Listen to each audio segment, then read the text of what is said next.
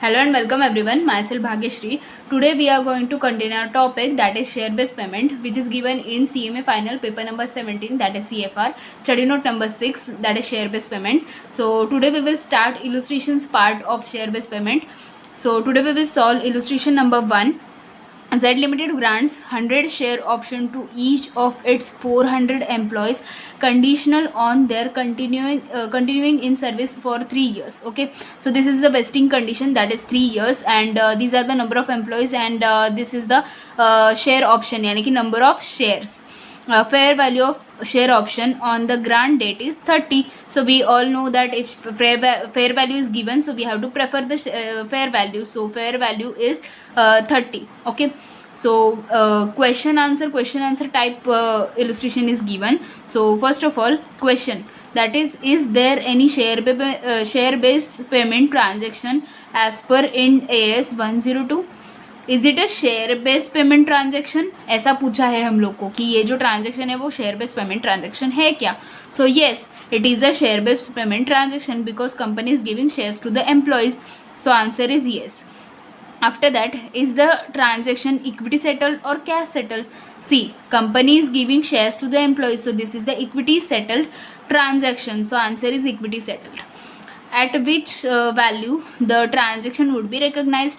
We all know that if fair value is given, so we have to prefer fair value. So answer will be fair value, that is rupees 30. See, at a fair value on a grant date, that is at the rate of rupees 30. Okay, next, when will the transaction be recognized? Okay, so transaction कब recognize होगा? Okay, तो condition क्या है? Wasting condition 3 years का service देना पड़ेगा.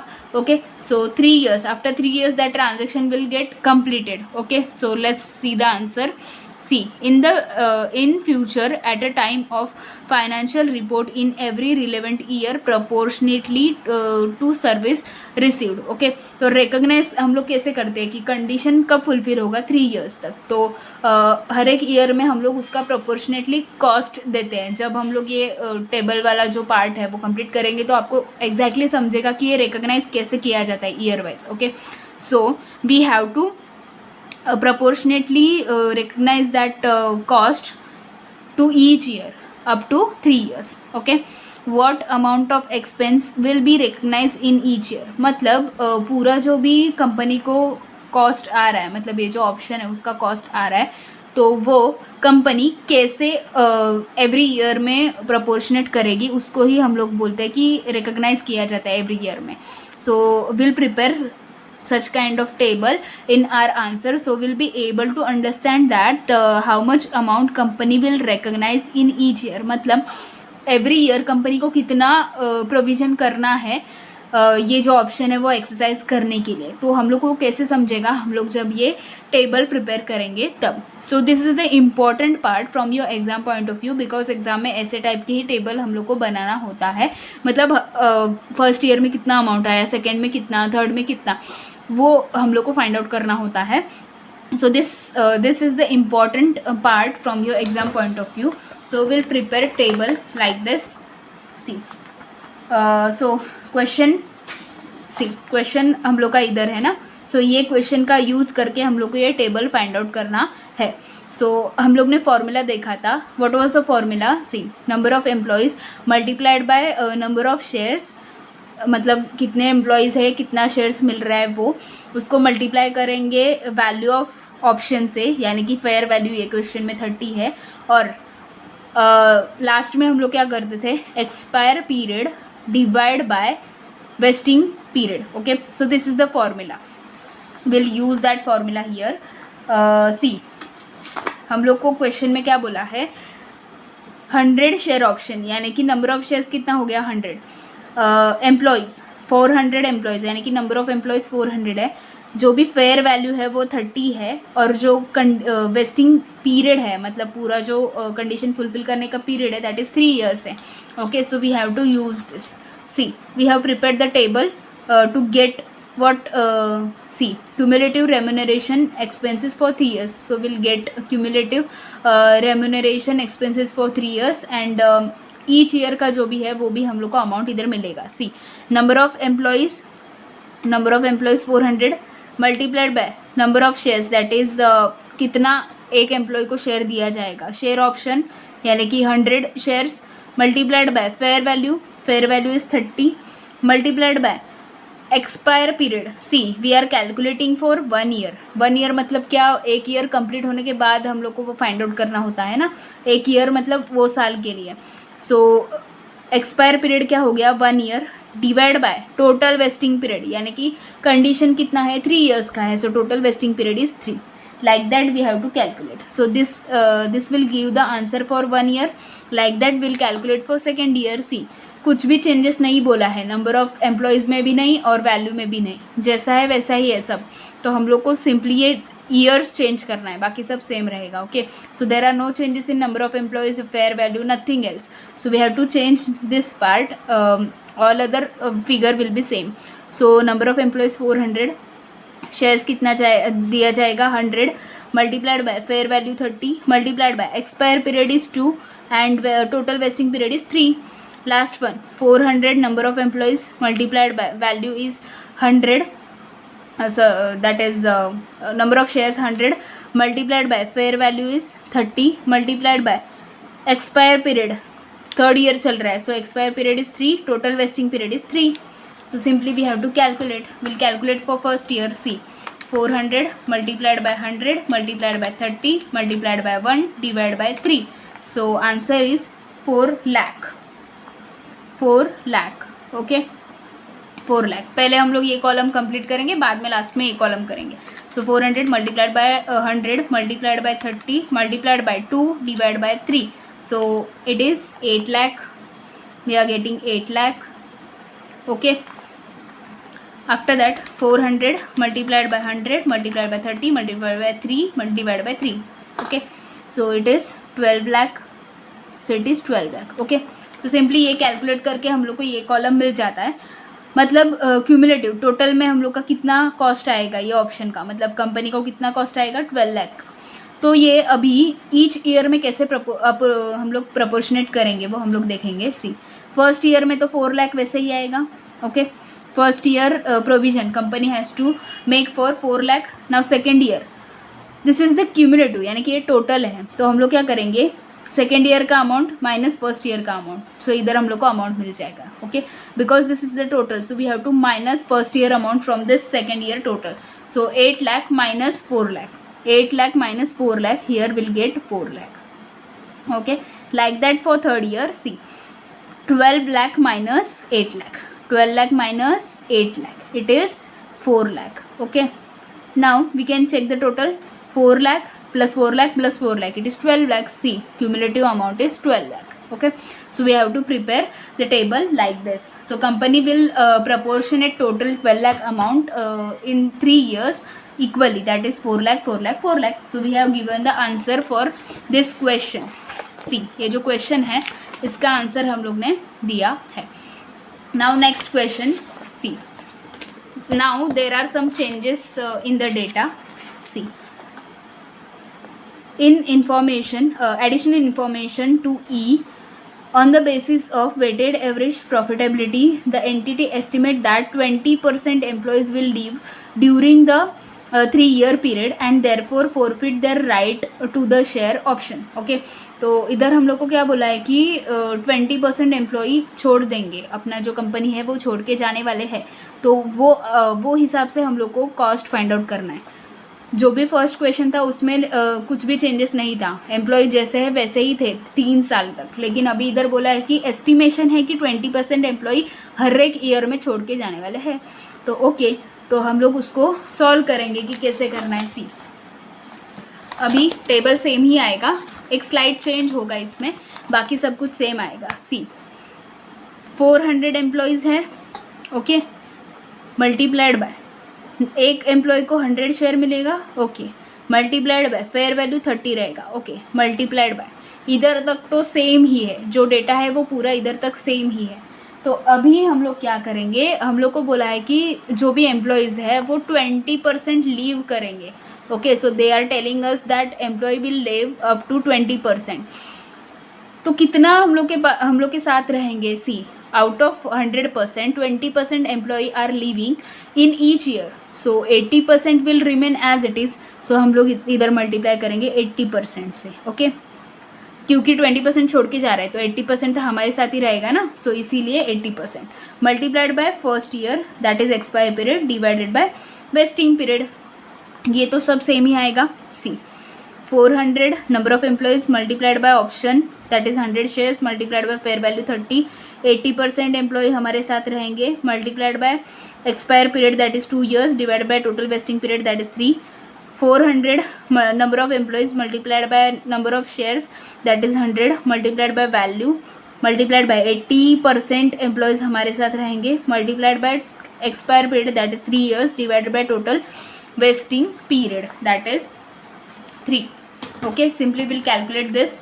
400 multiplied by 100 multiplied by 30 multiplied by 80%. Okay, multiplied by 1 divided by 3, so we are getting 3,20,000 for first year, 3,20,000 for first year. Okay, next 400 multiplied by 100 multiplied by 30 multiplied by 80% multiplied by 2 divided by 3, so we are getting 6,40,000. 6,40,000 for the second year. 400 multiplied by 100 multiplied by 30 multiplied by 80% multiplied by 3 divided by 3, so it is 9,60,000. 9,60,000 we are getting. Okay, अभी ये जो column है उसको हम लोग cumulative बोलते हैं ना, सो क्यूमुलेटिव है तो फर्स्ट ईयर का सेम ही आएगा 3,20,000. सेकेंड ईयर में कैसे करते हैं हम लोग, सी 6,40,000 माइनस फर्स्ट ईयर का amount that is 3,20,000 because it is cumulative, total है ना ये. 6,40,000 minus 3,20,000, so we are getting 3,20,000 for the second year. Now last one that is 9,60,000 minus 6,40,000, so 3,20,000. Okay, see हम लोग इसका टोटल लेंगे तो सेम आएगा. See 9,60,000 is the total, so we are getting correct answer. So ये table हम लोग का ऐसा बनेगा जब हम लोग के 20% एम्प्लॉय लीव करेंगे. If 20% employee are leaving the organisation, so in that case the table will be like this. Okay, so now last part of illustration number 1. See last part, additional information to F category A during the year. See ये तो हम लोग को just बोला है, वो छोड़ दो. ड्यूरिंग द फर्स्ट ईयर क्या हुआ, 18 employees leave. The entity revises its estimate of total employees departure over 3-year period from 20% to 16%. Okay, सो इधर क्या हो गया ना कि फर्स्ट ईयर में 18 एम्प्लॉयज़ छोड़ के चले गए, लेकिन स्टार्टिंग में एंटिटी ने क्या किया था कि एस्टिमेशन किया था. सी इधर एस्टिमेशन कैसे किया था, 20% से किया था. इधर ऊपर 20% 3 साल मतलब first year second year third year तीनों साल में 20% 20% 20% ऐसा एस्टिमेट किया था. लेकिन इधर हम लोग का परसेंटेज चेंज हो रहा है. फर्स्ट ईयर में 18 एम्प्लॉयज़ छोड़ के चले गए, लेकिन ये हम लोग को कब समझा, बाद में समझा ना. जो एस्टिमेशन है वो तो स्टार्टिंग में किया जाता है. सो स्टार्टिंग में एस्टिमेशन किया था कि 20% to 16% एम्प्लॉय छोड़ के जाएंगे. Okay, the company was estimating that 20% to 16% employee will leave during the first year. Okay, after that means during 3-year period तीनों साल में कंपनी को लग रहा था कि 20% to 16% कंपनी एम्प्लॉय छोड़ के जाएंगे कंपनी को. Okay, so this is the estimation. After that during second year further 20% employees leave. The entity revises its estimate of the total employee departure for over the 3-year period from 16% to 13%. During the 3-year, further 14 employees leave. Okay, तो मैंने जब theory का video बनाया था, share base payment का जो first video है that is theory part मैंने एक्सप्लेन किया है, तो उसमें आपको बोला था कि जो फर्स्ट ईयर है उसके लिए एस्टिमेटेड वैल्यू लेना है, सेकेंड ईयर है उसके लिए फर्स्ट ईयर का एक्चुअल, और सेकेंड और थर्ड ईयर का एस्टिमेशन, और थर्ड ईयर में ऑल द एक्चुअल वैल्यूज़, ऐसे मैंने बोला था. तो उसका यूज़ हम लोग को इधर करना पड़ेगा. ओके, सो फर्स्ट ईयर में हम लोग क्या करेंगे, जो परसेंट दिया है फॉर ऑल 3 ईयर्स ना, 3 ईयर्स का एस्टिमेशन दिया है तो हम लोग इसका यूज़ करेंगे।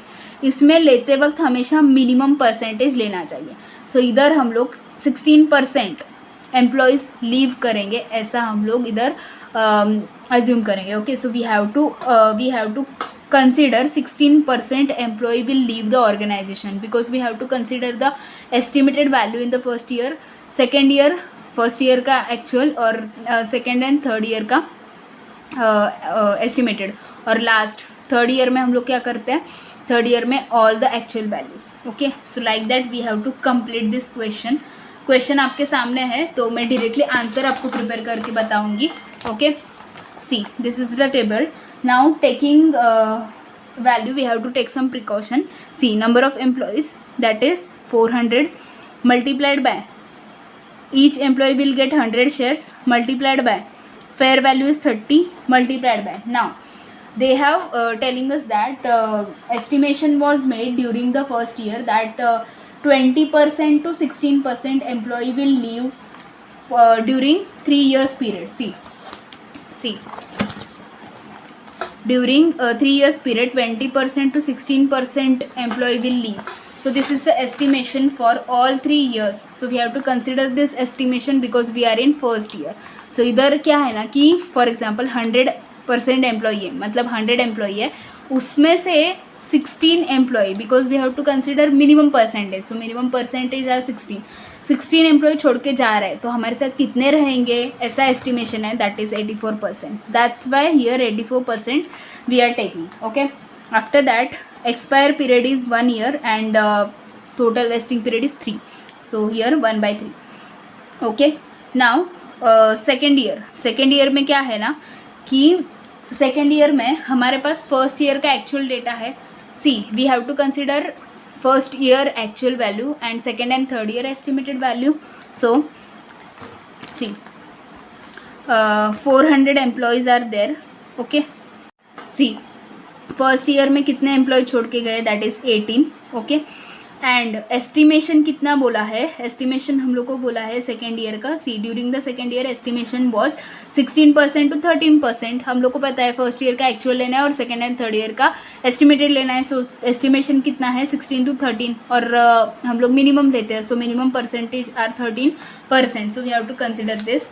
नाउ थोड़ा प्रिकॉशन लेके करना है। सी अभी 400 टोटल एम्प्लॉयज़ हैं, उसमें से हम लोग को लग रहा है कि 13% एम्प्लॉय छोड़ के जाएंगे। सी 100 में से 13% एम्प्लॉय जाएंगे तो हमारे साथ कितने रहेंगे, 87%। ओके, 87%। ओके, लेकिन उसमें से एक्चुअली कितने चले गए, परसेंट वाला पार्ट हम लोग पहले करके लेना चाहिए ना। सो 400 multiplied by 87% because 87% employees will be there with us minus first year में कितना छोड़ के गए, 18 एम्प्लॉय छोड़ के गए। ओके, सो इसीलिए -18 multiplied by 100 that is value पर एम्प्लॉय, सॉरी शेयर्स पर एम्प्लॉय, मतलब एक एम्प्लॉय को 100 शेयर्स मिलेगा, मल्टीप्लाइड बाय वैल्यू पर share that is 30 multiplied by expire period that is 2 and total vesting period is 3। Okay, I hope you आप लोग understand कर रहे हैं। ओके, सो ये हम लोग का आएगा सेकेंड ईयर का।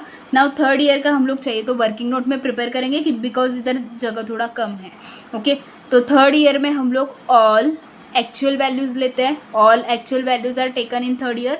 सी total 400 employees were there minus from that 18 employees leave during the first year. First year में 18 एम्प्लॉय छोड़ के गए, माइनस सेकेंड ईयर में हम लोग को बोला है कि 20 employees leave, so second year में 20 employees leave, minus last line है थर्ड ईयर में 14 employees leave, so third year में 14 एम्प्लॉयज़ ने लीव किया। ओके, सो देखते हैं कि हमारे पास कितने एम्प्लॉयज़ बचे। 400 minus 18 minus 20 minus 14, so 348 total employees 348। Okay, so will directly take 348। Okay, इधर हम लोग को ऐसे परसेंटेज से मल्टीप्लाई करने की ज़रूरत नहीं है क्योंकि हम लोग ने उसका कैलकुलेशन किया है और थर्ड ईयर में हम लोग एक्चुअल लेते हैं तो परसेंटेज लेने की ज़रूरत नहीं। Here need not to take any kind of percentage because we are considering all the actual values. So number of employees 348 multiplied by option per employee that is एक एम्प्लॉय को 100 share मिलेगा, multiplied by value of option that is 30 यानी कि fair value, multiplied by expire period that is 3 and vesting period is 3, total vesting period is 3. So simply we have to calculate 400 multiplied by 100 multiplied by 30 multiplied by 84% multiplied by 1 divided by 3. So we are getting 3,36,000. 3,36,000. Okay. After that, see, after that this second year, अभी ध्यान से करना है. 400 multiplied by 87% minus this 18 employees multiplied by 100 multiplied by 30 multiplied by 2 by 3, that is 6,60,000. Book का जो answer है उसमें कुछ अलग ही कैलकुलेशन उन लोग ने किया है, लेकिन मैंने जो आपको थियरी एक्सप्लेन किया है उसके हिसाब से हम लोग ने किया है, तो हम लोग का आंसर ये आ रहा है. Okay. 348 multiplied bye 100 multiplied bye 30 multiplied bye 3 by 3, so it is 10,44,000. 10,44,000. अभी हम लोग का लास्ट कॉलम जो वेरी सिंपल है, फर्स्ट ईयर का सेम ही आएगा. अभी सेकंड माइनस फर्स्ट, सेकंड का 6,60,000 माइनस फर्स्ट का 3,36,000, सो कितना आ रहा है 3,24,000. 3,24,000.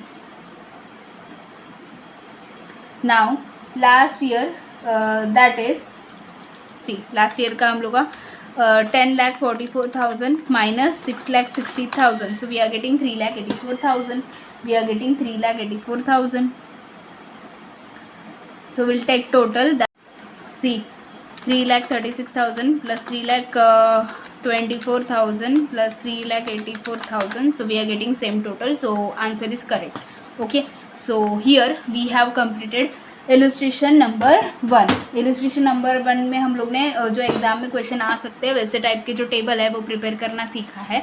सो here we have completed illustration number 1. If you found this video helpful then please like the video, do share with your friends, subscribe my channel and press the bell icon to get more updates, and please check my channel's playlist to get more videos on various topics. Thanks for watching friends.